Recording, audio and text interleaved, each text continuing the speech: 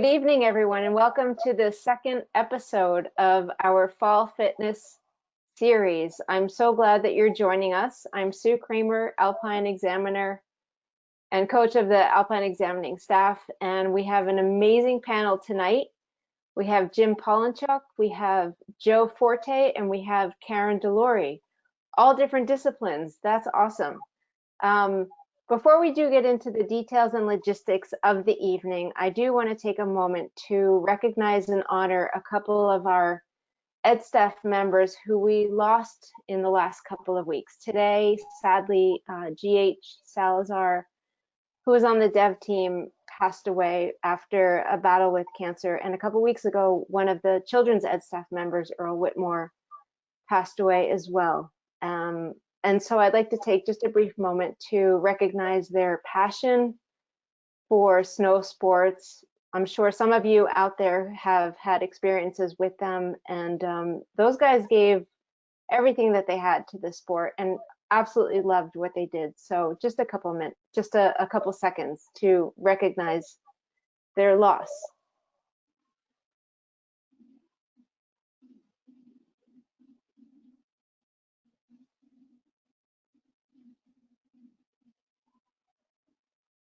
Thank you.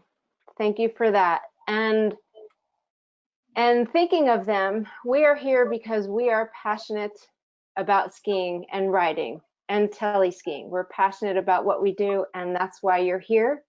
That's why we're here. And so a couple of things that we need to talk about before we get started. I want to thank PSIA AASI Eastern Division for getting this going, for their support, as well as the contributors here who have dedicated so much of their time to putting their presentations together. And about their presentations, they've all been pre-recorded, so we can't interrupt the recording isn't, we can't interrupt that, but you can submit your questions and we will be looking at the questions and we'll try to answer as many as we can throughout this webinar. What's going to happen is we will run through each one, and then at the end of each one, we'll address some of the questions, and we'll try to get through all of them. And I do want to also mention that if you want to be active, this is an interactive webinar. Please feel free to do so. Please, absolutely want you. I see Joe's head shaking like, yes, he wants you to get up and move. And I know Karen wants to also. So the other thing is, we know that our streaming is working from our end. If you're having problems, you might want to try to log out and log back in. The things are working from our end. And finally, before we get started, you will be receiving a link to a short survey in a couple of days, Friday. And that is how you get credit for attending this webinar. So look for that link, and also you will receive a link to the recording of this webinar, so you can go back and review it. And on that note, unless my wizards behind the curtains, Karen and Don, I think we're going to get going. Hi, this is Jim Polinchuk coming to you from Nittany Custom Fitness in Lamont, Pennsylvania. In our previous webinar, Dr. Marjorie King presented good postural and biomechanical alignment is essential in order to optimize peak on-snow performance. Today, I'm going to present to you how muscle flexibility, joint mobility, and muscle activation plays a vital role in achieving good postural and biomechanical alignment during movement. We also will examine pre and post exercise warm-up and recovery techniques. So are you ready? Let's get moving. Let's begin with a few definitions. First, flexibility. This is the ability of a muscle or muscle groups to lengthen passively through a range of motion. In this video, we see someone trying to statically stretch or lengthen their lower leg muscles. Second is mobility. This is the ability of a joint to actively move through a range of motion. In this video, we see someone trying to actively optimize the range of movement in their leg joints. In snow sports, we are predominantly lower body oriented. While the core and upper body are inherently involved in our movement down the hill, The muscles and joints of the lower body have the biggest impact on our ability to manipulate the skis or board in the snow. Let me show you what I mean. Let's look at this example. Consider the alpine fundamental of control the relationship of the center of mass to the base of support to direct pressure along the length of the skis. This image depicts the movement of the body that illustrates the application of this fundamental. This example leads us to ask several questions. First, what plane of motion is the body primarily moving in? In this case, it's the sagittal plane. What joint or joints are being moved actively? While most of the joints of the lower body are moving, the primary control is coming from the ankle joint. What ankle joint actions are being performed? In this case, to move fore and aft, we are primarily using the ankle joint actions of dorsiflexion and plantar flexion for the control. What can we conclude about ankle mobility relative to this fundamental? We can envision that a restriction in the ankle range of motion or control of the ankle joint actions most likely will impact our ability to perform this fundamental, especially at end range. Now we need to consider what is a good range of motion. We can measure range of motion using goniometry. Goniometry refers to the measurement of angles, in particular the measurement of angles created at human joints by the bones of the body. Why goniometry? In rehab, fitness, and sports performance settings, goniometry is most often used to refine exercise intervention and selection. Relevant goniometric assessments highlight hypomobility in osteokinematic range of motion, implying which release, flexibility, and mobility techniques may be appropriate. Normal ankle dorsiflexion range is 15 to 20 degrees of active assisted range of motion, which means the practitioner will apply pressure to a firm end feel while the subject is actively trying to dorsiflex. Dorsiflexion is usually restricted by overactive antagonist muscles of the leg, more specifically the gastrocnemius, soleus, and fibularis muscles. These muscles are most often overactive and short. We can use two simple techniques to improve our range of motion. First, we can perform self-administered release techniques to break up adhesions in the muscle fibers. In this video, I am using a foam roller to identify adhesions in the muscles of my lower leg. I am searching for painful spots in the muscle. Once I have found the most painful spot, I will hold it in place on the roller and add a little additional weight with use of my other leg.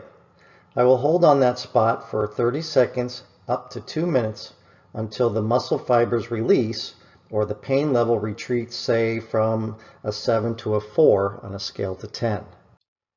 Here is a quick, simplified tutorial on muscles. Muscles are made of fibers.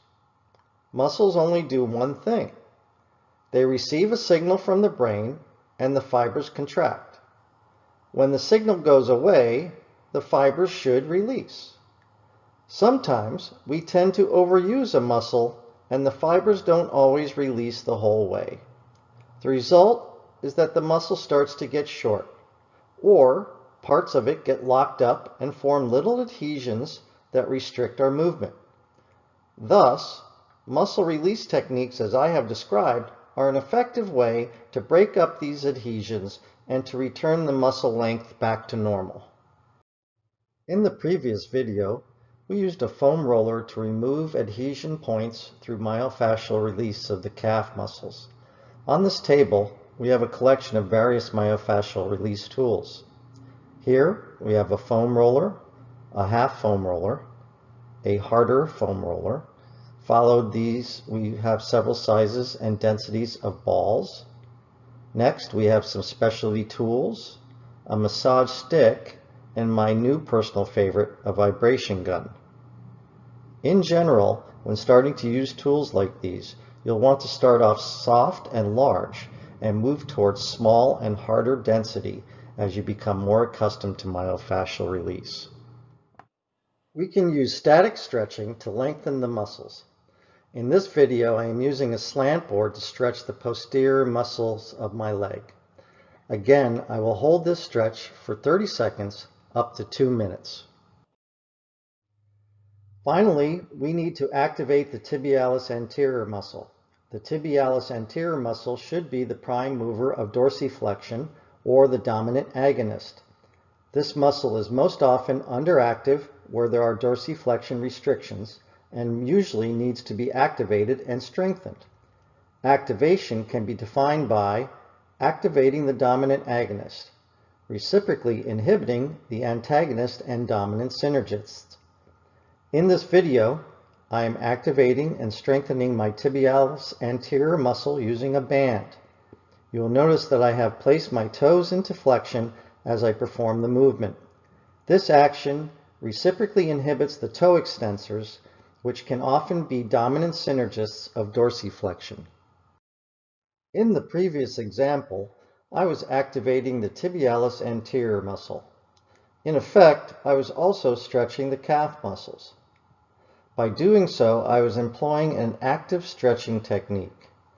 Active stretching is when you stretch the agonist muscle by activation of the antagonist muscle. In this video, you will see me stretching the hip flexor muscles via the engagement of their antagonist, the glute muscle. Active stretching, in this case, is a very effective option because it is almost impossible to self-release the hip flexor muscles. So this gives us a basic plan to improve our overall muscle flexibility and joint mobility. By utilizing the steps of assessment, self-administered release, static stretching, and agonist activation, we have a basic template to follow to improve our movement. Now we have some tools to develop a long-term flexibility plan. Similarly, we should determine what joints have a restricted range of motion. From there, we can identify what muscle or muscle groups need lengthening.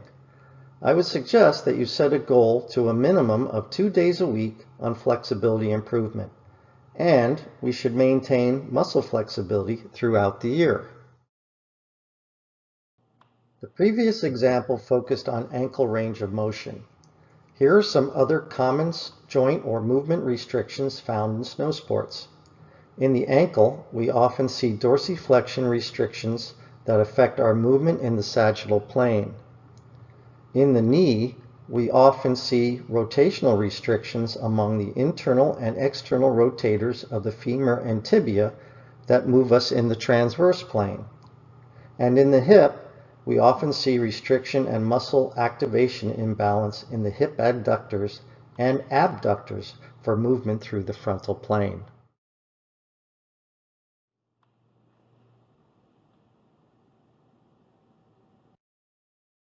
These restrictions often lead to on-snow performance limitations and biomechanical compensations.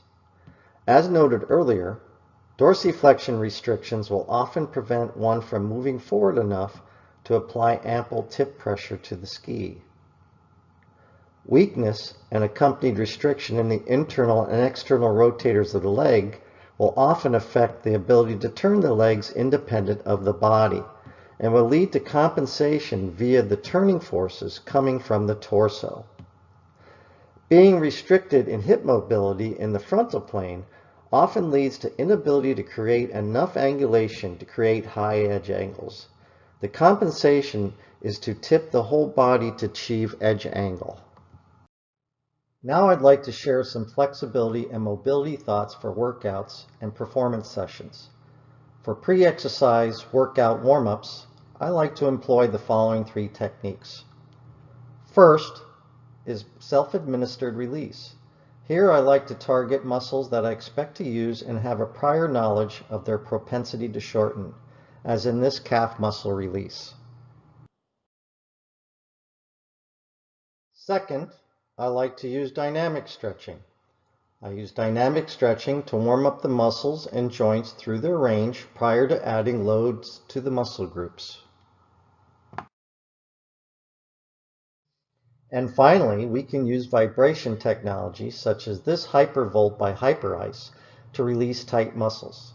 Studies have shown that using this technology ahead of exercise can reduce the occurrence of delayed onset muscle soreness significantly. In the end, these are some of the options that are available. In practice, I may use one of these or a combination of all depending upon need. For post-workout recovery, I prefer to employ both self-administered release and vibration technology. Again, I target muscles used in the workout and those that have a history of developing trigger points or shortening.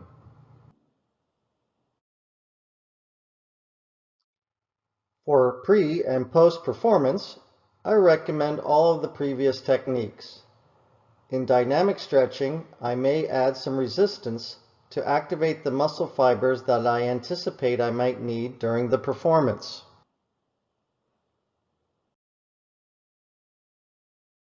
Here is another example of an athlete using dynamic stretching to warm up before a race. Well, that brings me to the end of my presentation. I would like to impress to you that this was a general overview of this topic, just to give you a taste of the possibilities. Obviously, I could have reviewed all 5 fundamentals and the other disciplines, but time is limited. I hope you will take away the fact that mobility and flexibility restrictions can lead to impaired snow sports performance. I would emphasize that each of us has a unique fitness profile and that we need to use assessment techniques to refine our interventions and exercise selections. I would suggest that you consult with your local certified fitness professional to help you define the strengths and weaknesses in your profile. And finally, I can't stress enough how important it is to employ some of the pre-warm-up and recovery techniques. Not only will you notice better performance in subsequent workouts, but you will also be reducing the possibility of injury. Thank you for your time, and I'll be happy to answer any questions that you may have.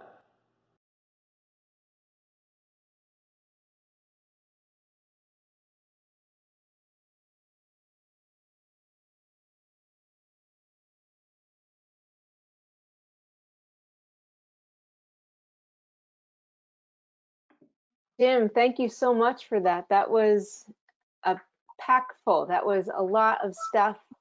And I think there's some people who are asking some questions. Do you think you have some time to answer some questions from our audience? Absolutely. What can I answer? Awesome. Okay, so one of the questions from Thomas Hart is, doesn't locking our feet into ski boots counteract ankle flexibility? It would seem like it would. However, what we need to consider is that your ankle is still moving through the boot. And one of the restrictions that commonly happen is if there is this dorsiflexion restriction, inability to close the ankle, basically the ankle stays in a certain degree. Let's say it's 90 degrees. And when you try to get more movement in the sagittal plane in the fore position, then what's going to start to happen is you're going to start losing the contact with the sole of the boot, and be able to do that and control that with the muscles of the lower leg. So it sort of does hold it, but then functionally to get the performance out of it, it can give limitations. That makes sense. Another question is thoughts on, do you have thoughts on the use of compression for post workouts? In what kind of, like a compression boot, are they asking? Well, there's no more detail, but I recall asking you, this is similar to the question I had asked you earlier, which was, when does a person decide to use one of the devices, a release technique versus stretching? So maybe you can talk a little bit about that for post workouts. Well, again, I would say that post workouts, you would use compression as far as like a self-administered release where you are applying pressure to adhesions in the muscles. So post workouts, possibly pre-workouts. Again, we have these buildup of byproducts essentially that somewhat block the muscles. And by adding pressure, using different of the tools to create different kinds of pressure as needed, are great for recovery as well as for pre-performance workout. Thank you. I was thinking of what you would say at the end of my workout today when I was feeling a little stiff and I was trying to figure out, is it me? Am I crooked? Or am I just old? And I'll have to put more thought into it. D. And get the vibration thing. Definitely. Right? The vibration thing's the way to go these days. All right. Last question is, if there was one thing that you would want folks here in the audience to take away and to apply to their existing routines, can you think of one thing that you'd like them to do? Sure. I would really encourage to expand your idea and understanding of joint mobility and think about joint mobility more in your routines than necessarily just muscle training. So what I mean by that is, rather than saying I'm going to work my quads today, what would probably be better off to do is let's work the muscles on either side of the knee to increase the control of that joint, or similarly of the ankle. So think about working through the joints versus working on necessarily individual muscles, unless you have a noted mobility problem that you know that a certain muscle needs to be activated or strengthened to fix that problem. I like that perspective, because when you think about what we do on snow, I mean, we move bones, right? And that's how we get down the hill, and our joints are in between those bones. So it helps to think of the whole package versus just the one muscle, or yeah, that makes a lot of sense. Anything else that you'd like to add before we move on to our presentation from Joe? No, I really thank everyone for coming tonight, and I appreciate the ability to be able to share some with you. And of course, I can be contacted for any kind of further questions or wanting to get more in detail into what's going on in this area. So thank you. Cool, thank you. So Joe, we're going to run you next. Do you want to say anything before we get started? Yeah, I'll just introduce myself briefly here. I'm a PSIA AASI coach. I'm also the Adventure Sports Director at Blue Mountain Resort. So for about 10 years, I ran the freestyle ski and snowboard team at the resort, and honing our balance was a big part of our daily practice. So the video we're going to show highlights some of our most beneficial balance exercises from that team. Some of these exercises are more appropriate for beginners, but others are much more challenging. So before you do these exercises, be sure to warm up, take it slow, and work your way up in difficulty. All of these exercises are challenge by choice, meaning you should push your own level of challenge, but it's your choice how far you take it. And remember, as with anything new, you should expect some level of difficulty and even failure. But if you keep practicing over time, you will certainly see some improvement over time in your balance. So I hope you enjoy the video. Hi, I'm Joe Forte with PSIA, and I'm here to talk to you about balance and some exercises to improve it. Equilibrioception is our body's perception of balance and spatial orientation.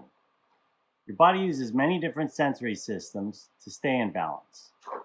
Our visual system tells our brain our location and motion relative to our surrounding environment. Our proprioceptive system uses signals from our muscles, tendons, joints, and other tissues to detect subtle differences in weight shifts and other forces acting on our body. Our vestibular system uses semicircular canals and other organs in our inner ear to detect our position and acceleration. The brainstem interprets these inputs and sends motor signals to our muscles to make the necessary adjustments to keep us on our feet. Any impairment or interference with any of these systems can cause balance issues. For example, a beginner skier looks at their feet because they lack the proprioceptive skills to make the movements without looking. Looking down limits their field of vision and tilts their vestibular organs, both of which have a negative effect on balance. Their fear also causes them to be tense, which hinders the proprioceptive inputs from their muscles and connective tissues. So in a moment, when we start doing these balance exercises, we need to remember to look up, keep our head level, and stay loose and relaxed.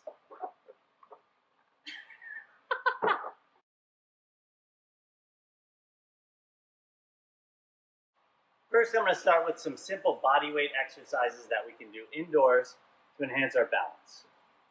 To start out, we're just going to do some simple jumps. Jumping teaches us how to land in balance and teaches us how to sense when the ground is coming. Again, that proprioception. So I'll jump up, try to feel when that ground's coming up. Land nice and even. All right. Next, I'm going to try to lift my feet up. So bringing your feet up while you're in the air keeps you more compact. I'm going to jump up and lift my feet up.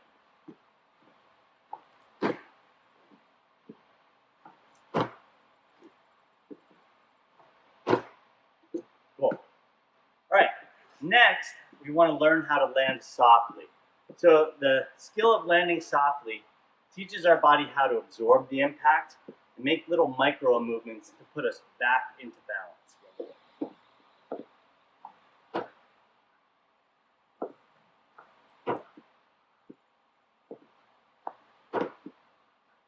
Okay, next, we're going to try to jump and land quietly with our eyes closed. As we said earlier, our vision is an important part of our sense of balance. So if we take it out of the equation, it's going to challenge our other senses and help improve them. So I'm going to jump, land quietly with my eyes closed.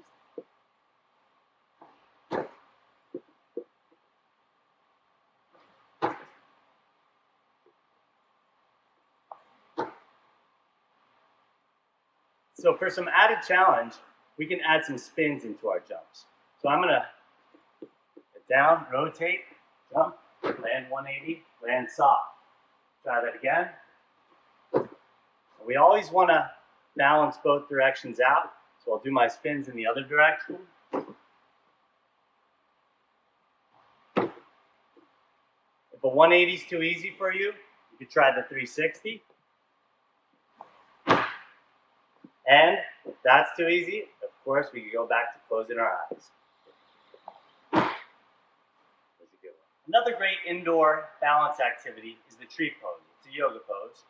And so what we'll do is we'll start out by shifting our hips over one foot. Bring that center mass right over our foot. From there, just slightly raise the other foot, and I'll bring that foot in. I can bring it to my ankle, I can bring it up below my knee, maybe even above the knee. From here, I can grow my branches, and sway in the breeze a little. If I really want a challenge, I can try closing my eyes.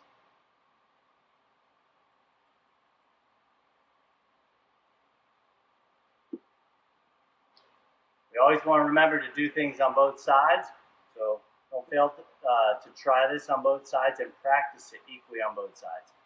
You're always going to feel one side is stronger than the other, and that's why we want to match them up to make sure we're in balance. So again, I'm going to shift my hips over that other foot, lift my right foot, bring it in, slowly raise it up, find a comfortable position, sprout our branches, try swaying in the breeze, and even closing our eyes.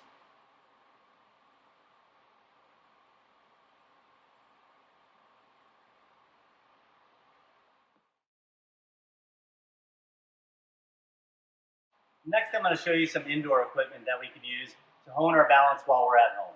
We could use these while we're watching TV or even while we're making dinner. This is a simple piece of equipment called a voodoo board. You place it in your kitchen or your living room, maybe while you're reading a book. Step up on. This lets us work on our foot-to-foot balance, also from our heel-to-toe balance. It also has a rotational aspect to it. So this is just a great thing to do. Like I said, I could be reading a book, I could be mixing up dinner, whatever it might be, just to keep yourself in balance, keep honing those skills. Next one's a real simple tool called a spooner. It's a spoon-shaped piece of plastic that goes on the ground. The spooner, place both feet on it. You could work on your foot-to-foot movements, work on your heel-toe movements, you could work on some rotational movements. While we're on, we can flex and extend and try to maintain balance. Again, if we want that extra challenge, we could always close our eyes.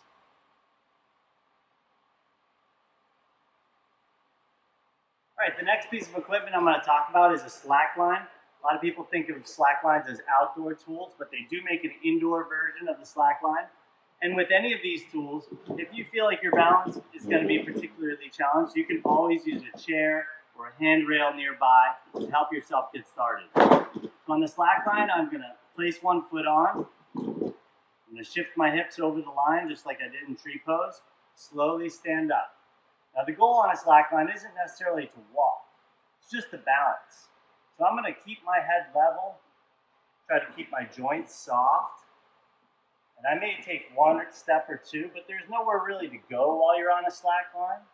So I'm just going to really see how long I can just stay here and balance as long as I can.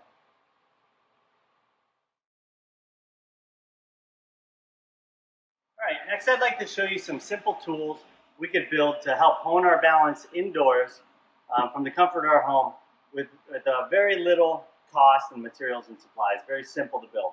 So as you can see, this is just a piece of plywood cut into a square with a thin strip of wood that's screwed to it. We've added some textured paint just to help it out, but not absolutely necessary. With this tool, I can step on it, try to find my balance point for an act. I'm trying to maintain that balance. And with this tool, I can use this, see if I can flex and extend while staying in balance.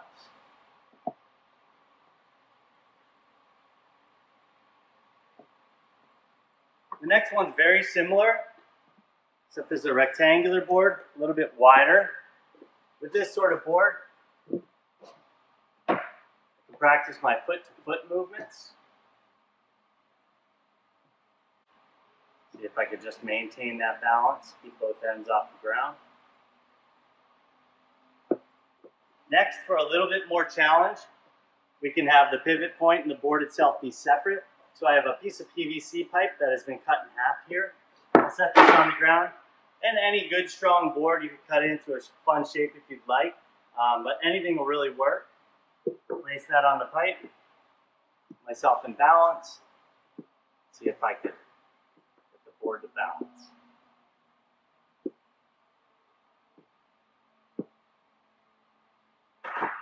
Try different size pipes. And then you can get into a rolling version. I'll place this on the ground. Again, if you're uncertain, make sure you use a chair or a railing nearby to get started, or even just a partner that can hold your hands. And once you get a hang of these things, they feel really cool.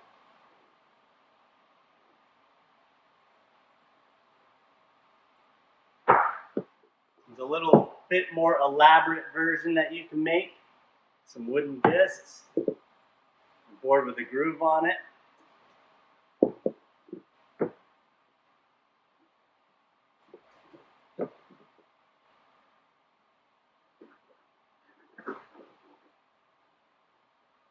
I think a lot of people look at a tool like this and they think, oh, that's a snowboard tool, just because it looks like a board.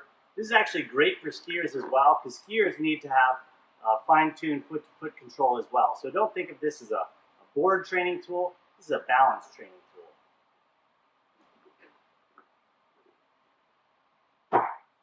So another tool we can make is to cut some curves into a piece of wood, attach it to a board, and this one, for some interesting effect, we screwed some skis onto it, because we all love to imagine that we're actually out there in the snow. So this tool certainly can be used foot to foot like some of our other tools, but it's also designed to be used fore aft. And again, the goal here is to see if I could flex and extend without throwing off my fore-aft balance. So I'm going to flex and extend. Flex and extend. Oftentimes our students end up over-flexing at the waist, which brings them forward, or over-flexing at the knees, which brings them back. In order for us to stay in balance, we need to flex all three of our joints equally and in sync with each other. And that's what keeps us in balance when we flex and extend on the slopes. So this is a great tool for practicing that even flexion and extension.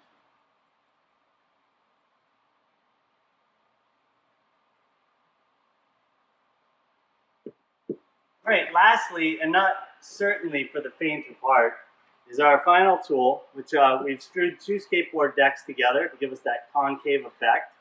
We've got a bowling ball here. Now this one is very difficult because it adds a third degree of motion with the ball being able to rotate around. So I recommend you do this with a partner. Maybe start out on a soft surface and take a deep breath, relax, and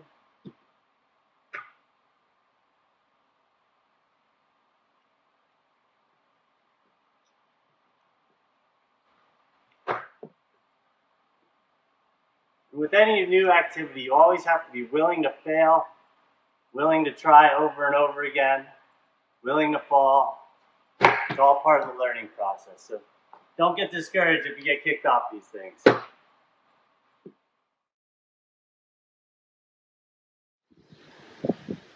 Another great tool for honing your balance outdoors is the slack line. Slack lines come in short or long versions. So before we get on the slack line, we want to remember some of the tips we talked about earlier. We want to keep our eyes up. We have our vision to know our surrounding environment and our motion. We want to keep our head level. We want to keep our joints loose so our proprioception can feel balance in our body. So I'll take a big deep breath. When I'm relaxed, I'll slowly step up. Again, using a slack line is not about walking anywhere in particular. It's about just finding our balance point. So whether you walk or just stand still, you're still getting a great workout and working all those balance senses. As we balance, our feet use three different points of support. One is the big toe, one is the pinky toe, and one is our heel. Between those three, we have sort of a tripod effect that goes on. When we're in balance, we can feel our weight moving from our big toe to our little toe. So as we're balancing on one foot, our body is constantly making small adjustments to our muscles to move our center of mass between those 3 points of support. This is important to keep in mind when we get on a balance board or get on our skis or use a slack line, because we want to keep that line right between those 2 points of support. Again, keep our heel right over the line. So the slack line is kind of going right between my big toe and my second toe when I get up on. And then I can use that ankle to make those micro movements I need to keep me in balance.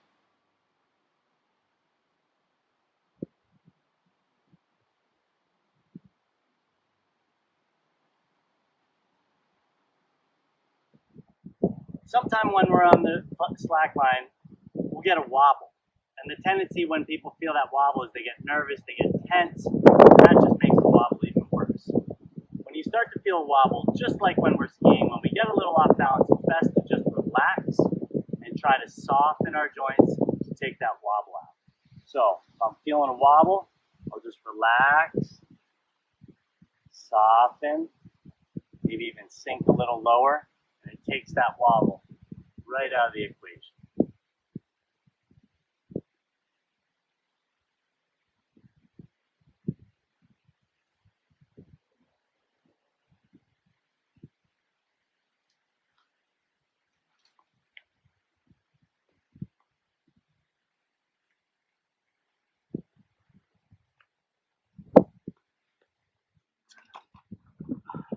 As with any activity, you got to remember, part of learning is failing.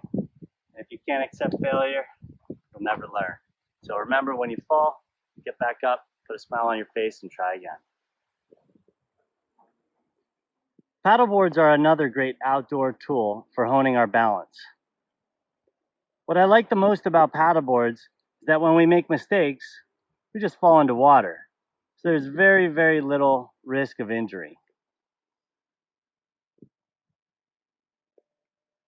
While we're on our paddleboard, we could try some of the body weight exercises that we did indoors, or we could go through our favorite yoga exercises.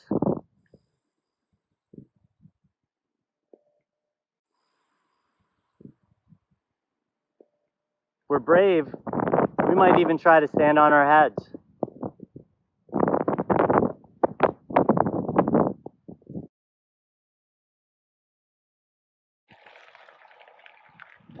Cross training is another great way to hone our balance in the off season. You know, literally any activity we do that challenges our balance is going to keep us fit and keep us in tune with our different sense of balance. So be sure to get on your bike and use your rollerblades, use your skateboards. The more things we do, the more ready we'll be for the upcoming season. So get out there, ride your bike, and enjoy the great outdoors. Thanks for joining me. All right. Bravo. Bravo, Joe. Thank you. Well done. I'm picturing myself on that slack line, and with all of the, the stress of this webinar series, if it was starting to go, it'd be like this. I definitely need some practice in calming that one down. Yeah. So there's some questions that I have Cool. that I'm hoping that you can answer. And okay, so let's start with, if you were to start out introducing some balance into your routine, and you wanted to add to your quiver, or start a quiver, I should say, where would you start? I mean, you offered so many different ideas, so where would somebody start? Honestly, I'd start simple. I'd start basic. I have some colleagues who stand on one foot when they're washing their dishes, not to name any names. Uh, but yeah, just start simple, start basic, see what challenges you. Honestly, you can work on balance on a day-to-day basis. Instead of walking down the sidewalk, walk on the curb. It's something that we're continually working on, and it's for all ages. So yeah, don't limit yourself. Don't think you need to buy any special tools. Yoga is great for balance, but just anything that challenges your balance is gonna enhance it.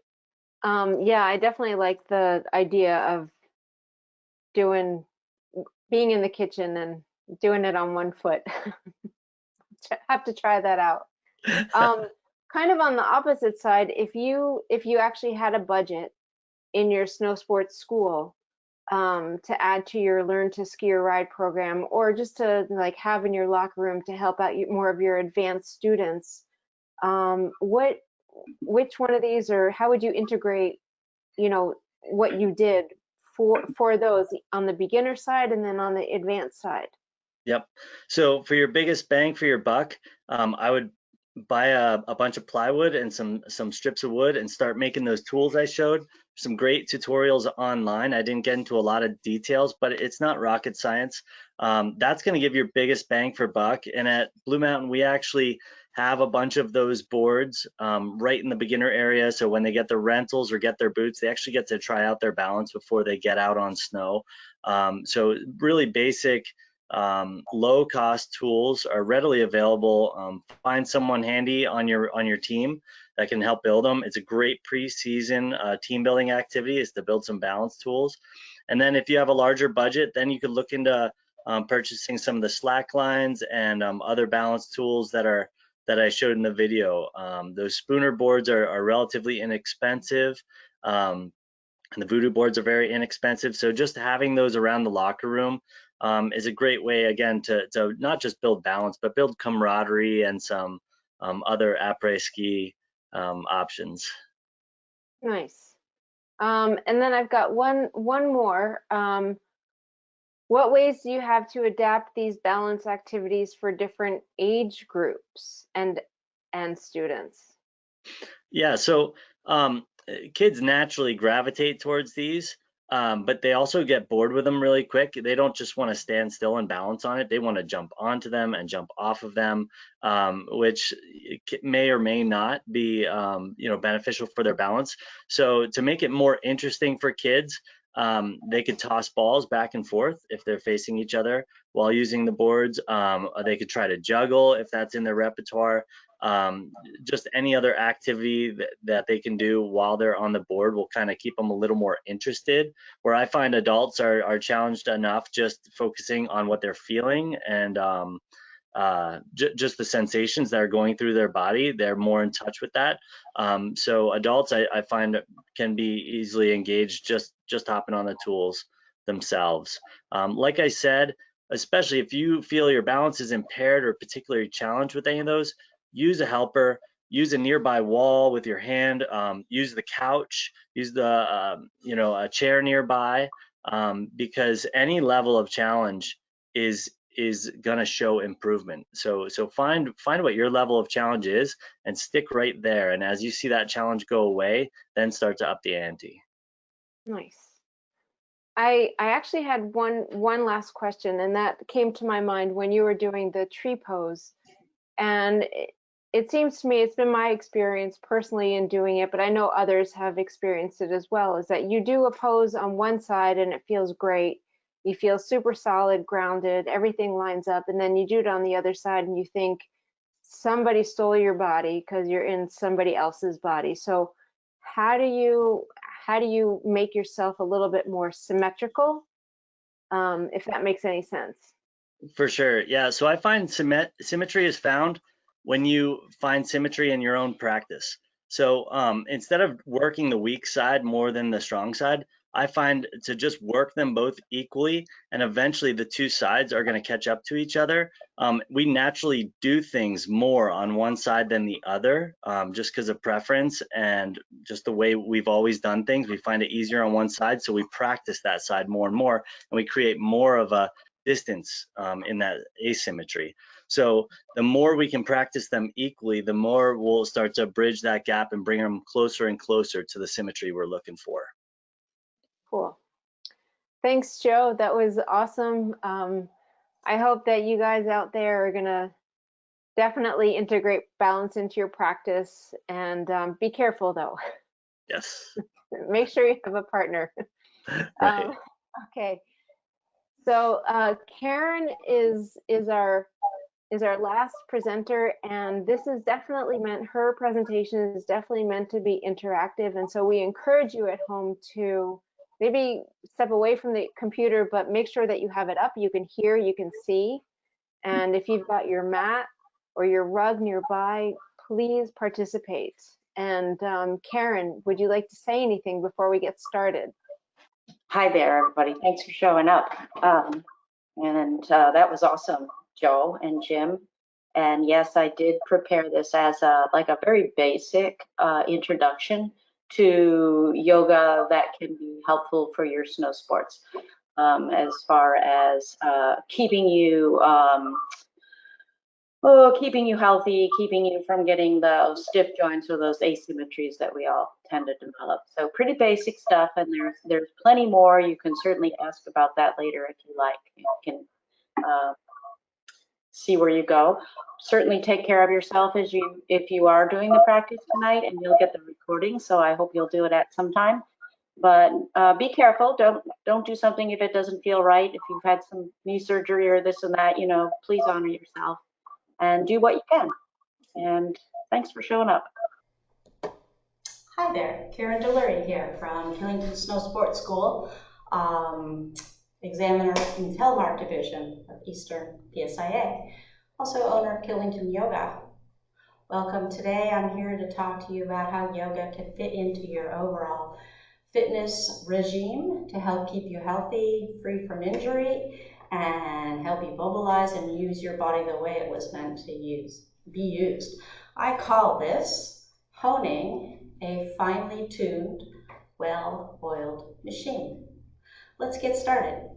First thing I want to do is have you settle into child's pose. Child's pose is just a basic relaxation pose. You get your knees apart, you sit back towards your heels. You do not necessarily have to sit on your heels. Any sort of spacing in between the legs is fine. And rest your forehead down on something. If not the floor, could be your hands. It's a nice way to warm up. Stretch your back out a little bit, stretch your shins and feet out a little bit. And also a great place to practice diaphragmatic breathing, waking up this strong core muscle in our bodies called the diaphragm. So as we inhale the breath, attempt to expand through the back of your rib cage. As you exhale, let your ribs settle back in close to each other and soften. Many times, just keep practicing, please. So many times we breathe into the front of our bodies, into our chest, into our abdomen, into our rib cage. And this works to get oxygen to our bodies, but it doesn't keep us centered and strong. Breathing with the diaphragm moving up and down in the center of the body stabilizes the front of the rib cage, keeps your back supple, and all the while engaging your core and giving you plenty of energy to do what you need to do. Practice makes perfect. Now bring yourself up onto your hands and knees, and let's start moving the spine through the cat and the cow tilts. Again, just a simple warm-up, moving from the base of the spine up one vertebra at a time. Inhale your breath as you move into the hollow shape or back bend. Starting at the base of your spine, exhale, and round your back like a cat. Inhale to the cow, the back bend. Exhale to the cat. Continue at your own pace, say 5, 6, 7 of these, moving sequentially through your back, being careful not to overdo it. So the diaphragmatic breath will keep a little tone in your abdomen and a little support for your back, so you don't overdo it in one direction or the other. Beautiful. And now downward facing dog pose. So from the neutral position, not the cat or the cow, curl your toes under, spread your fingers wide, and hands about shoulder width or wider. Lift your sit bones up and draw your hips back and away from your shoulders, stretching a nice long line from your wrist creases all the way to your hip creases. Keeping the knees bent a little or a lot will prevent the tendency to be rounding through the back. So don't be attached to getting your heels to the floor or even straightening through your knees. As a matter of fact, the tighter your hamstring muscles are, and we know who we are, that might be pulling your back into a rounded position. So by bending the knees, we're creating a little more traction and a little more elongating or space opportunity between the backbones themselves. Keep your arms nice and strong, and you can walk one heel and then the other to the mat, helping to warm up your toes, your shins, your calves, arches of your feet. Excellent. Just another breath or two, and downward facing dog. Cool.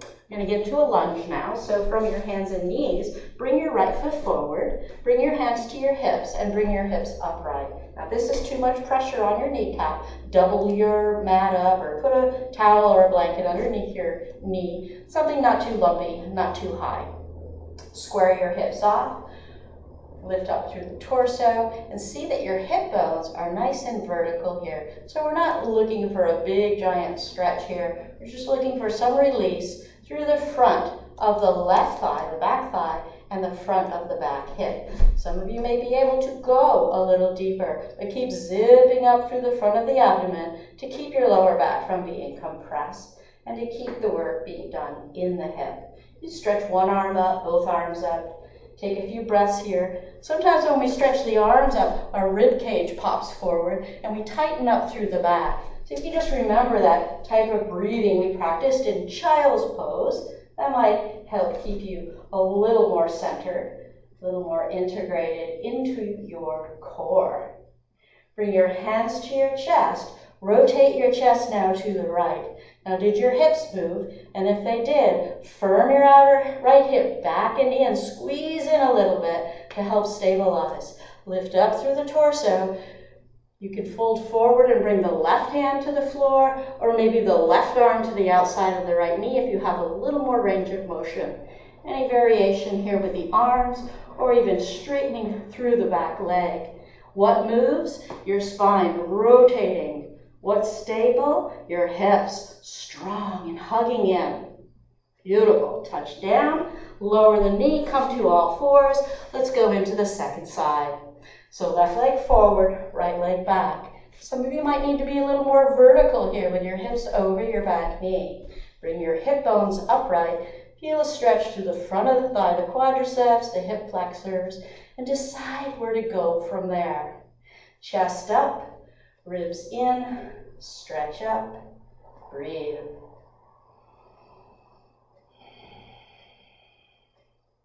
Keep the length of your spine, bring your hands to your heart and twist your chest to the left. Hips stay stable and strong. Hinge forward, keeping your spine nice and long. So we're not side bending here with the spine.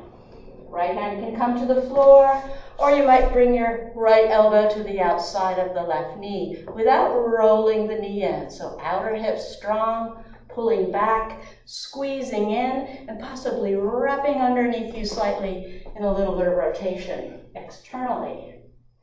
Another variation, open the arms, maybe straighten the back knee. Super. And then lower the knee, come back to all fours, and choose your medicine. You could go into child's pose, rounding your back out a little bit, or come into downward dog. And look for that beautiful traction. Few breaths here, and then we'll come lying down right on your front side. Stretch your legs nice and long behind you. Squeeze them in towards each other, so a little discipline there with the legs. Press your toenails down. Lift your abdomen up. Draw your shoulders back and reach your chest forward for a small back bend called locust. And squeeze your arms in towards your hips, squeeze your legs in towards each other, and from your hips, stretch out through the legs and forward through your spine. You could stay here, maybe even lift the legs up too. Belly stays strong. Another variation, hands alongside the rib cage, elbows back, shoulder blades still drawing together on your upper back as you move your chest through the arms for a cobra pose. Strong legs, or maybe somewhere in between, propped up onto the elbows, locust. What moves? Upper back. What's stable? Lower back, more or less. The discipline of the legs connected into the core of the body. Beautiful, relax back down, and then you choose your medicine, downward facing dog or child's pose for just a few breaths. I'm going to come up standing. I'll turn sideways so that you can see. I've got my feet about hip width apart, standing tall with good posture. Thank you, Marjorie. Shoulder blades on the back, pelvic neutral. Now reach your arms forward and start to sit in a chair. Knees forward, hips back. So ankles, knees, and hips. Flexing, but spine stays neutral. You could stay here or also stretch the arms up. Feel the work in the legs. Knees straight ahead. Tone in the abdomen, ribs in.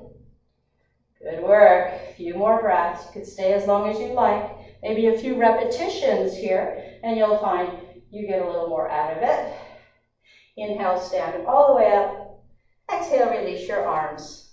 Well done. Utkatasana, chair pose.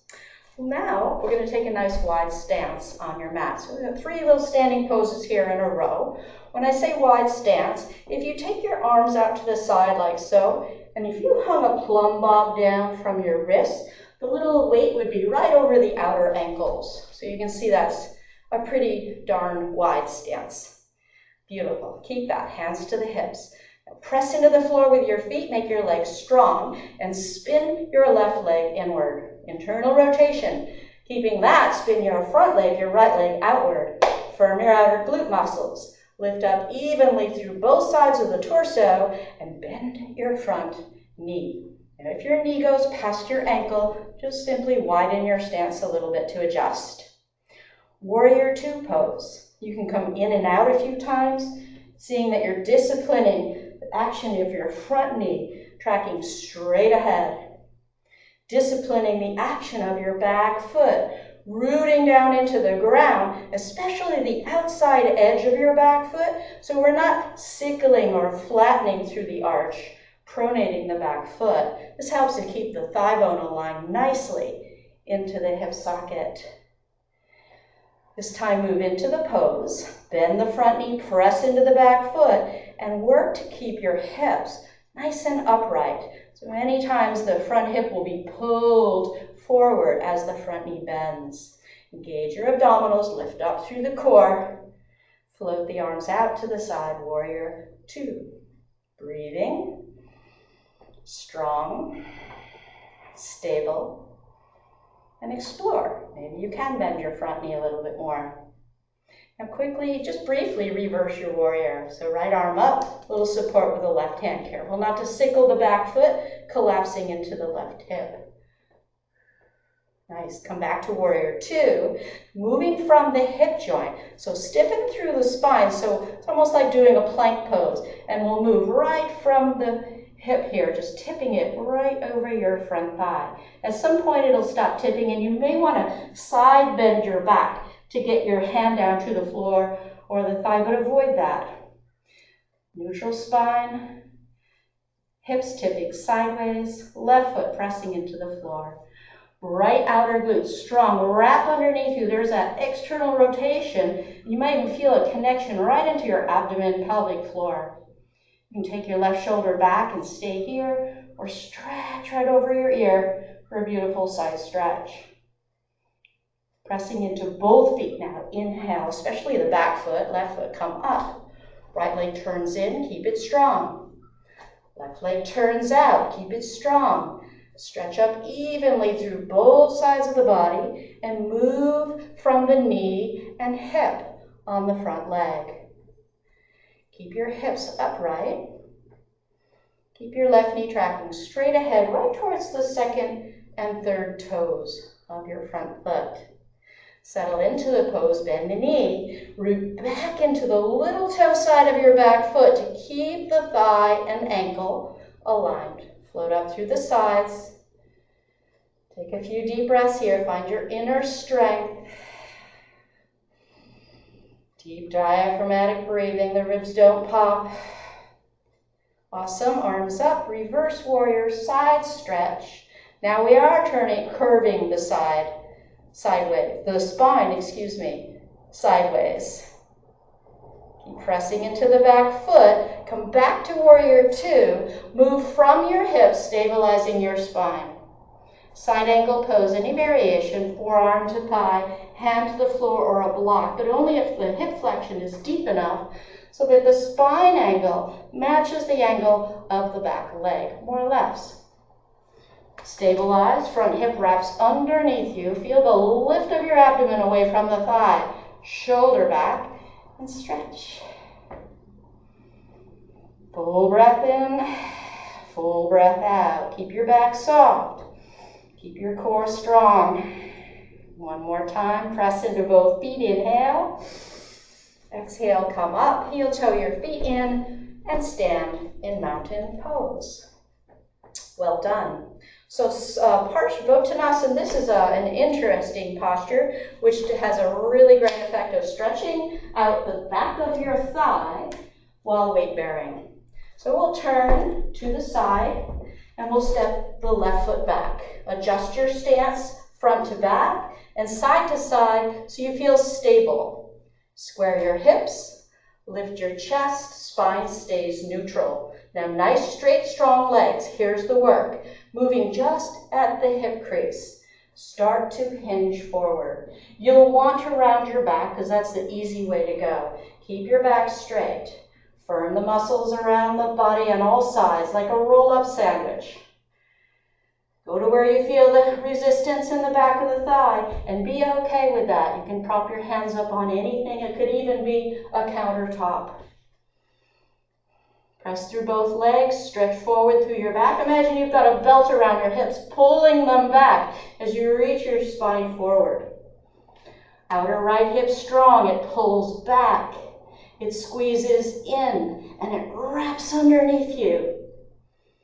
Beautiful. Coming out of the posture, just reverse. Hands to hips. Press into both feet. Now keep the natural curves of your back. Move from your legs. Come up. Inhale. Step forward. Switch legs. Sometimes called pyramid pose. Got a little triangle down below. Hips are square to the front leg. Pelvis upright. Level. Spine neutral. Move from the hips. Legs are straight and strong. Resist the temptation to round your back. Keep lifting the abdomen, reaching your chest forward, whatever it takes. And then prop up when it starts to get challenging. Pull the outer left hip back a little bit. This will help square your hips to the front. Squeeze your outer hip in towards your midline a little bit. This will help to stabilize your low back and sacrum. And even externally rotate your front thigh bone and hip using your strong gluteal muscles. This will connect your legs beautifully right into the core of your body. Coming out of the posture, find your legs, use them, and come up. And walk your feet back in towards each other. Nice job. Feet come apart a little bit. Turn both legs out, external rotation, and now we'll add flexion of the hips. Start with about halfway. See that your knees are pointing in the same direction as your second and third toes. If halfway is challenging, stay there, or go deeper. Go all the way. Maybe you're halfway in between halfway and all the way, and you might need a little support underneath your hips. Maybe it's not the knees at all that are the challenge. It could be your ankles, Achilles tendon, and calf muscles. So a little elevation underneath the heels is going to help you out a lot. Protect your knees and hips. Stay here for a while, maybe an hour or two. Just kidding. Practice definitely helps. Press the elbows into the legs, squeeze the legs into the elbows, lift up through your torso. You can stay here or take the whole thing upside down into an arm balance just for fun. Full integration of all the body parts right into the hub of the wheel, your core. Sweet. Now, if this is just not working for you, please come out and rest anytime you need to. You can always do that very familiar thread the needle pose or figure 4 pose. External rotation, hip flexion, and hold. One side at a time, just not weight bearing. Make sure you do both sides evenly.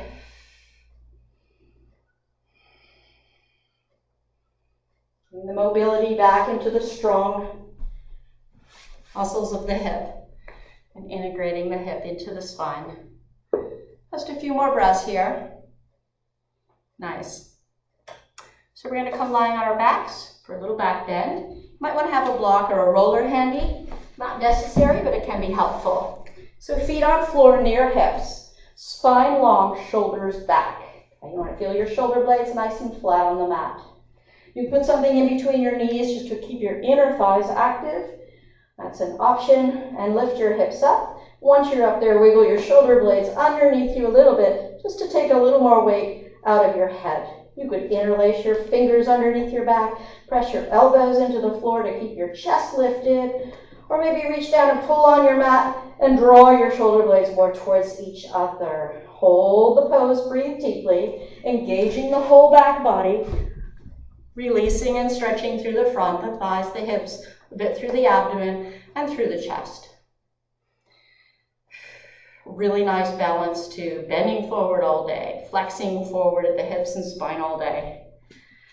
Awesome. You can stay here or come down and rest or add on. So we'll take our prop, whatever it is. I like a roller, underneath the hips. Make sure it's not underneath your lower back, but right underneath your hips.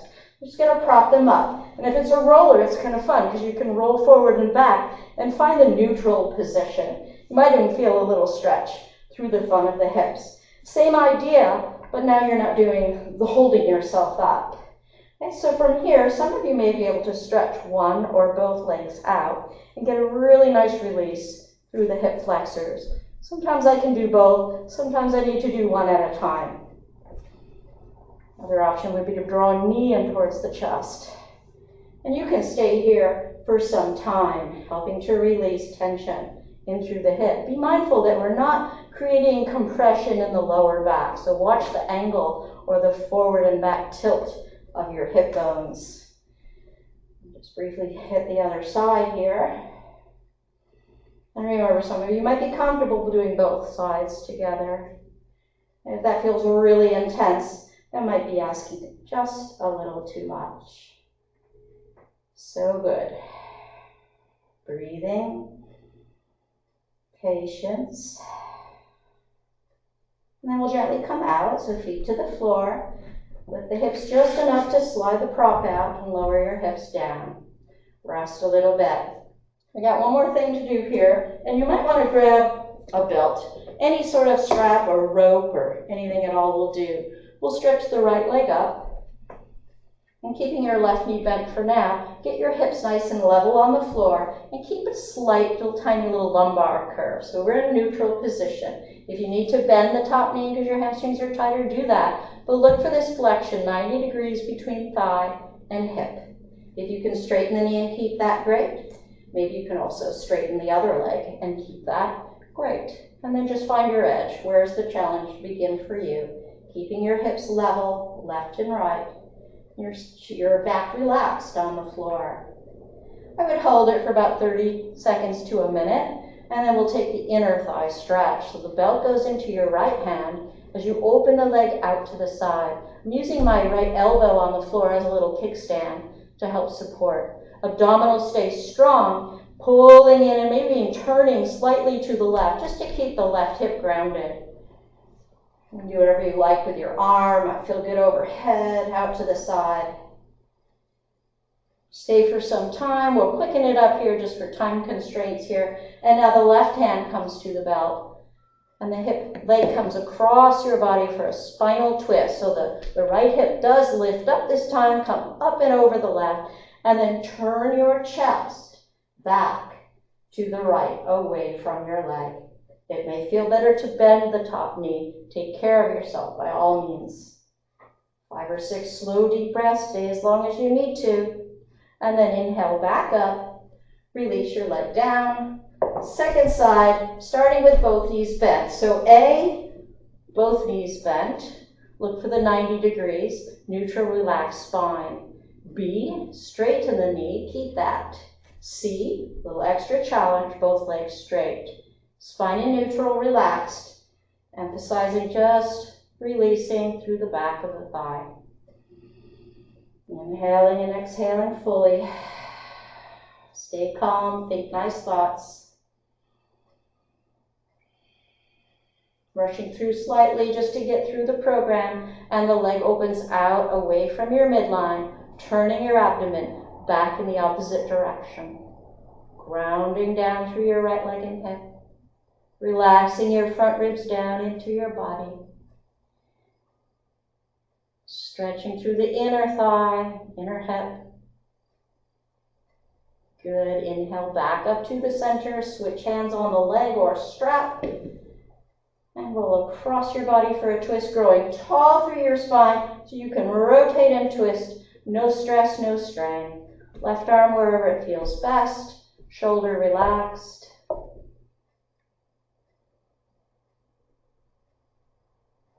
Inhale back up to the center. I would stay a little longer. Exhale, both feet come down. See how your body feels. It might feel good to round your back out and rock and roll a little bit. It might feel good to circle your knees around and loosen things up a little bit. It might feel good to reach up and grab your feet and lie back, a deep squat, happy baby. Push and pull with the feet into the hands to help integrate the thigh bones deep into the hip socket. Beautiful. And then relax. Your feet come down to the floor. You can stay here for some time and chill out. That's our little practice for today. The whole thing done, 20 to 30 minutes. You want to break it into pieces. Let's say you had a big day on the slopes. You don't really need the work, you just want the release. Do the warm-ups, do the cool downs, the stuff on the floor. Standing postures, a little more active. I hope you enjoyed that. If you had some challenges with it, don't worry, it gets better with practice. Make sure you honor your bodies, don't ask it to do what it's not ready to do. And thank you so much for joining us, and thank you so much for taking care of yourself and caring enough to try to improve. Namaste. So Karen, I feel more flexible after watching you do it. And I'm wondering if I just watched you do it, will that work for me? Oh, yes, definitely.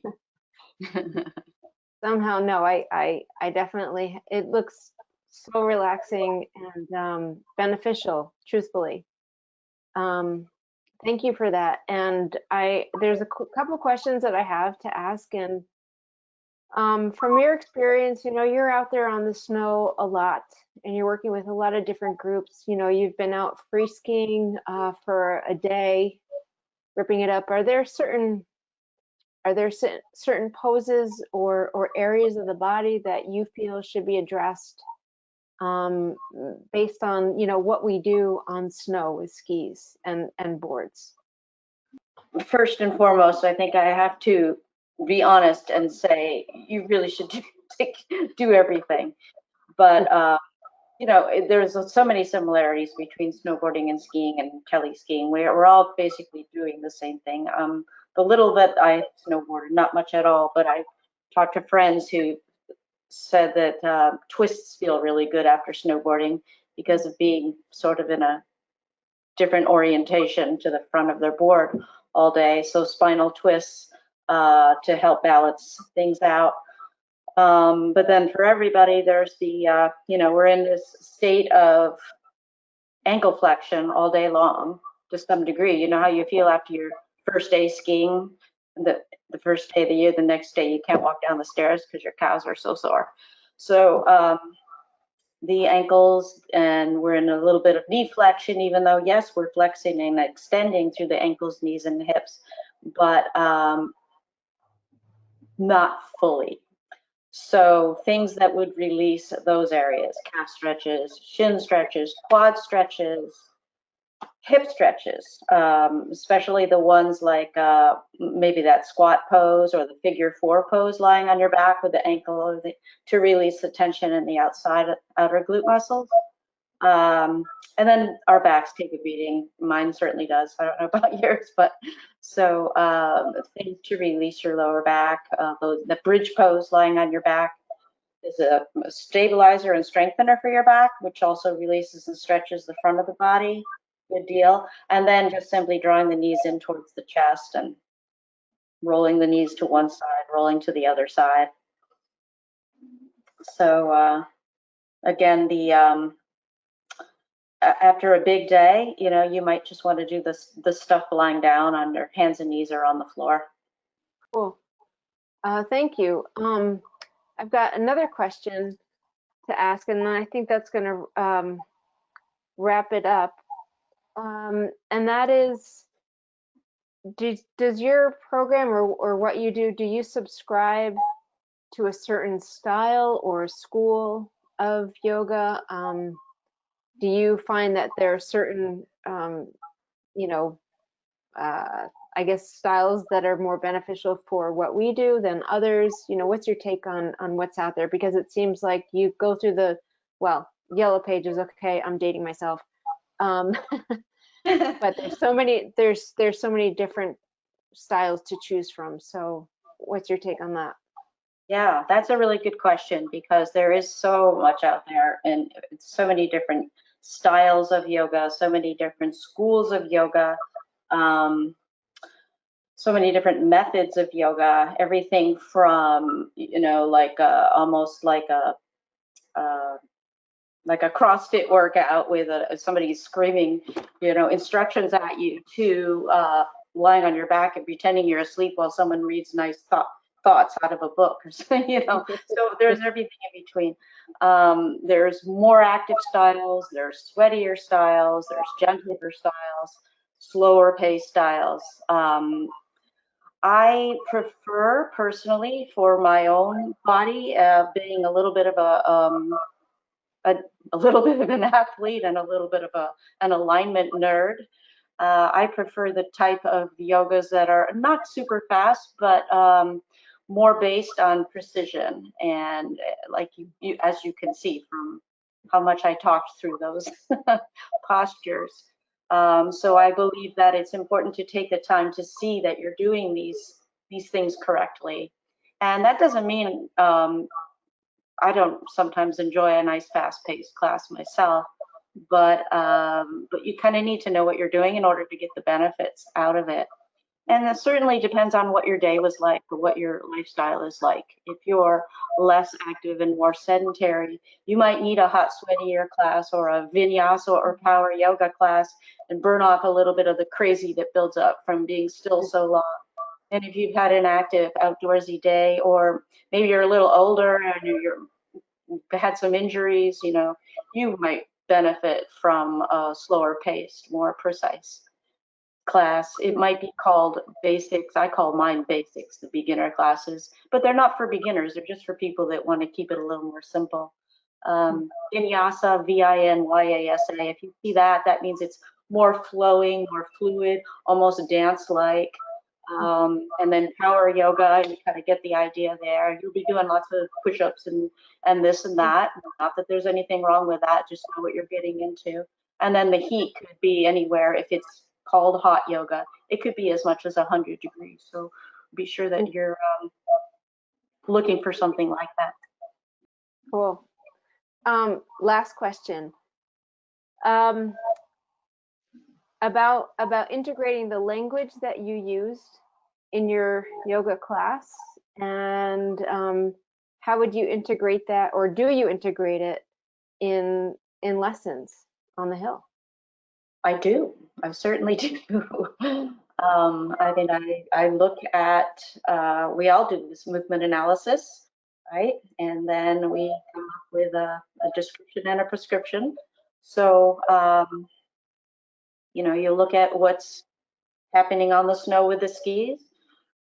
Okay, something's happening there that is maybe perhaps not optimal, and you start to work. I usually work my way up from the ground up, and see what's moving and what isn't, what's stable and what isn't, what's moving instead of something else that's supposed to be moving.